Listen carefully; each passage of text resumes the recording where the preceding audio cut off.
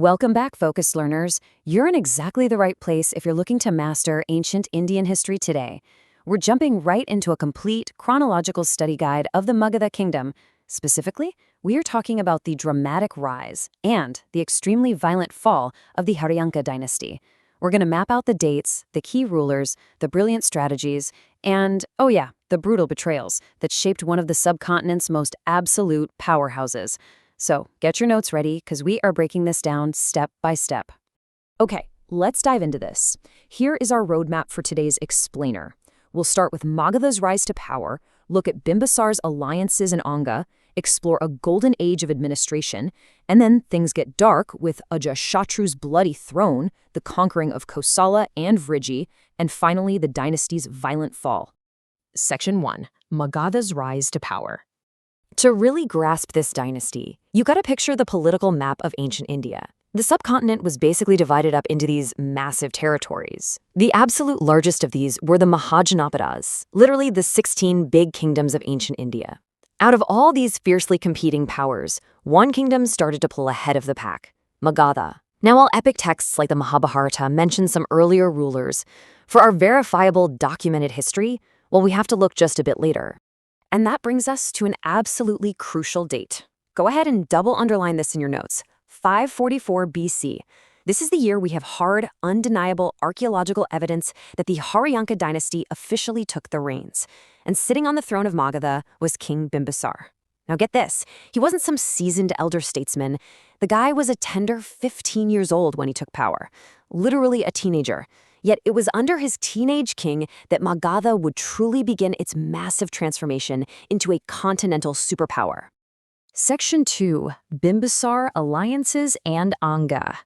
So Bimbisara was already a highly capable military general from childhood. He actually captured the Anga region right out of the gate to secure some incredibly lucrative sea trade routes. But then he pivoted to sheer diplomatic genius. Rather than fighting everyone, he forged these brilliant matrimonial alliances to secure his borders and, honestly, stuff his treasury. By marrying Koshala Devi, he got the fabulously wealthy city of Kashi as a literal dowry. Talk about a revenue spike.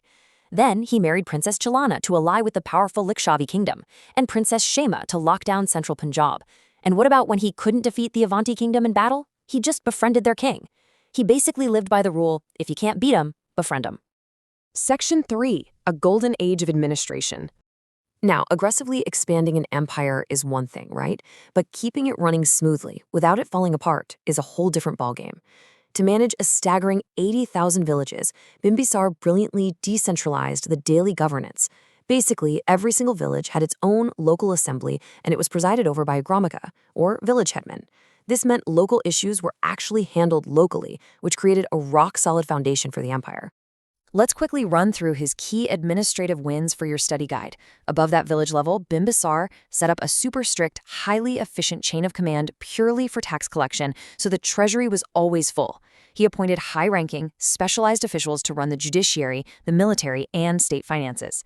Recognizing how vital his early conquest in Anga was, he built a dedicated naval force right there to protect their new sea trade.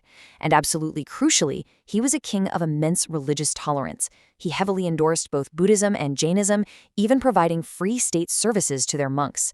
Peace, massive prosperity, and tolerance. This was truly Magadha at its absolute peak. Section 4. Ajatashatru, the bloody throne.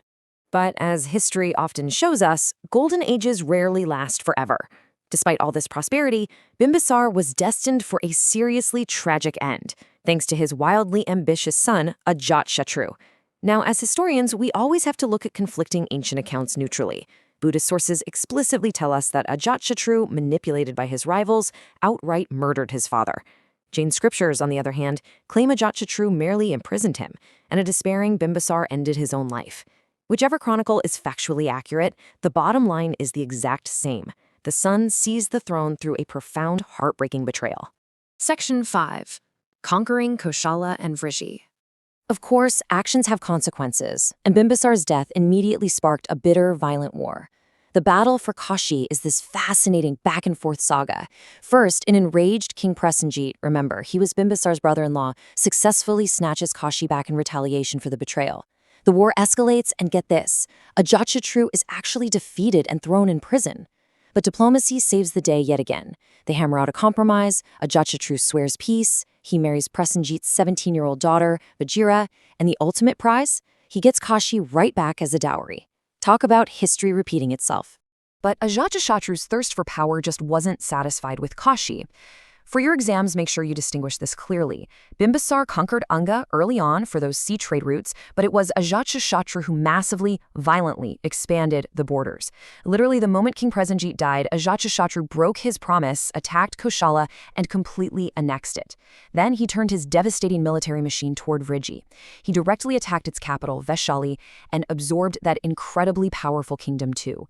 Through sheer, brutal military force, Ajatashatru made Magadha larger and more terrifying than it had ever been.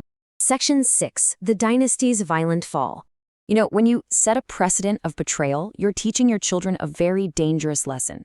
The Haryanka Dynasty ended up trapped in this horrific, multi-generational cycle of parricide, which is the killing of a parent. Let's map it out.